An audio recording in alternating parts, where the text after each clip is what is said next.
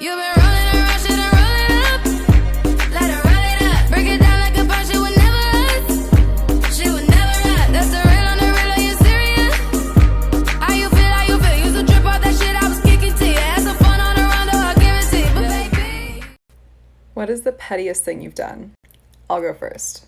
So my sister had her bachelorette trip in Folly Beach, Alabama, and only 2 of the bridesmaids showed. And out of those 2 girls, one of them was a sloppy drunk mess the whole weekend. She invited random boys back to our house and just overall was not a good time. On the day we leave, we're in the car about an hour out, and she tells us that she left her laptop at the Airbnb inside the mattress. So I went back and forth with the Airbnb owner to try to find this girl's laptop. They kept looking under the bed and I kept telling them, no, it's in the mattress. Finally, after 6 hours, they found the laptop and they said that they were going to get it shipped to us. Mind you, we gave this girl the option to turn around and she said, nope, let's just have it shipped. And I put it on my card and she said that she was going to pay me back for the shipping. Well, the Airbnb owner got COVID, so there was a delay in getting it shipped out. And then a massive storm happened, so there was even more of a delay. Finally, after a week and a half, I managed to get the laptop shipped to the girl after talking to a UPS woman for about 2 hours. And the laptop owner, the girl, requested expedited shipping. Expedited shipping was like $80. But I said, you know what? Okay. She said she's going to pay me back, so let's do it. So the laptop was supposed to get delivered on a Friday. And the girl said, never got delivered on the Friday. Checked back in with her on Saturday and she said, nope, never got delivered. So I checked back in with the UPS on Monday and they said, we tried to deliver to her on both Friday and Saturday, but no one was home. So now there's just a big 2-week debacle about where this laptop is. Finally, we get it figured out and we have it set up where she's going to pick it up at a UPS store. So I asked the girl for the $80 because I had nothing to do with losing the laptop. I was just trying to help her get it back. And she told me there is no way in hell she's going to pay me the $80. And I'm frustrated because I don't have that much disposable income. And all I did was try to help her get this laptop that she lost. So I reached back out to UPS and said, hey, she's not paying me the money for the shipping costs. So if you could send that back to Alabama, that would be great. And they did. So good luck getting your laptop, girl. What is the pettiest thing you've done? When my parents wouldn't let me go out with my friends, so I came out to them. What is the pettiest thing you've done? I'll go first. Ooh, I've got a good one. Oh, okay. So when I was in college, there was this one bar that we could paint all over, Sharpie, graffiti, the whole bar was covered in everything, tables, walls, whatever.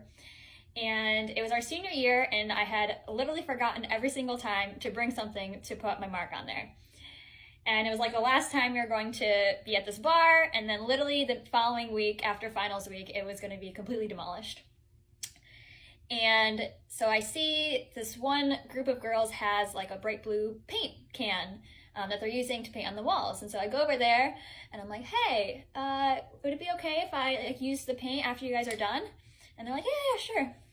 So, then I go about my business, got some free donuts and, did drunk people things. And then I'm looking and all like the different names that they're writing. And then I noticed that this girl had written her name twice. And I was like, ma'am, I do believe it's my turn. And so I turned to my friend, the responsible drunk, usually. And I'm just staring at the wall and I'm like, Julie, I really want to smear the paint. And she goes, do it. So my drunk ass gets up on the bench and smears the paint. Only one name. I wasn't that petty, just a little bit petty. I smear her name. And I turn around and I sit back down and I just have a blue hand and a shit-eating grin in my face. And so, of course, the girls are mad and, they kind of start bitching me out and yelling at me. But I'm just sitting there having the time of my life because I've already won. There's literally nothing more I could do. The crowding is happening. There are people recording. And then eventually one girl, goes over and gets a bouncer. And mind you, this place is literally getting like completely demolished in a week, so literally nothing matters. But yeah, they got the bouncer, and then the bouncer didn't like even say anything to me. They're just like, come with me, and I wanted to get my coat, and I kept asking. It's like, am I leaving? Am I getting kicked out? No response. And we just like walked the entire way out of the bar with me asking, am I getting kicked out? The answer was yes. I got kicked out. It was still fucking funny though. What is the pettiest thing you've done?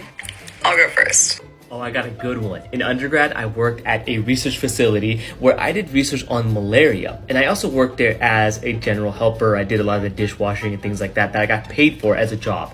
And my boss was horrible to work with, to the point where I ended up hating going into work. Even though I liked the research, I was depressed when I'd work, and the lady would just remind me that I was useless and I wouldn't amount to anything. The thing is, after a while, that gets boring, gets tedious, and you don't want to put up with it. So I decided to get some sweet, sweet revenge. You see, she loved drinking Coke to the point where she would drink about a carton a week. So what I did was, one day after she left work, I went into the break room, got all of her cans of Coke, and then I poked a hole in the can where she wouldn't be able to see it. And then the next day I went into work and I watched her open every single can of Coke, only to find out that they were all flat. Yeah.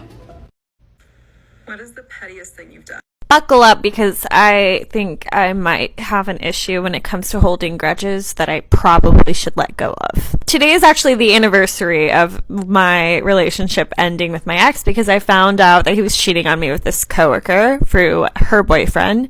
Her boyfriend messaged me and essentially told me everything, provided receipts, and I had all the proof I needed to leave. But the issue was, my ex was super abusive, super controlling, so when I told him I was leaving, he basically attempted to murder me. So flash forward, I'm learning to grow from it, and I'm trying to get over it, essentially. And who do I see when I enter the crew room, which is essentially like our faculty lounge for flight attendants? I see, of course, the girl. And I don't know why, I just started shaking. I was so mad. And like everybody could read it. Like everybody knew what was going down with me and her. And it was like all eyes were on us, right? She goes up to me and she goes, "Can we talk?" In my mind, of course, I'm like, fuck no. But I was like, okay, I'll hear her out, because for some reason I thought I was a good person. I'm not. I'm a tragic bitch. So she tells me, "Girlie, I had no idea he was dating you. He told me he was single, this and that," which was horseshit. It was horseshit. Because I literally saw with my eyes a receipt that said something along the lines of, "You won't tell anybody about me. I'm your secret." And he said, "No, you're just a secret from Kelly." So when she told me that, oh my god, I had no idea. Can we hug? Can we make up? I am so sorry. I took the high road, friends, because there's an old saying, and it's called, keep your friends close, but your enemies closer.